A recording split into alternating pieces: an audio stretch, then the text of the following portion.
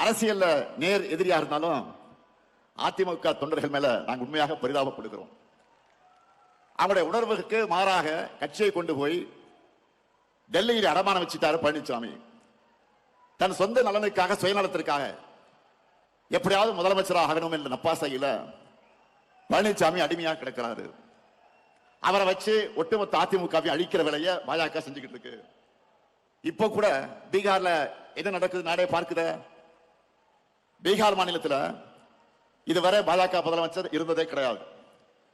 நிதிஷ்குமார் அவர்களை முன்னிறுத்தி தேர்தலை ஜெயிச்சுட்டு இப்ப காரியம் ஆனதும் அவரை ஓரங்கட்டிட்டு பாஜக முதலமைச்சரை உள்ள கொண்டு வர போறாங்க. இதையத்தான் தமிழ்நாட்டிலும் பண்ணலாம்னு ட்ரை பண்றாங்க. நான் அடிச்சு சொல்றேன், சேலஞ்ச் பண்ணி சொல்றேன், இந்த முத்துவேல் கருணாநிதி ஸ்டாலினும் எங்க திமுக இருக்கிறவரை பாஜகவால் தமிழ்நாட்டை ஆள முடியவே முடியாது.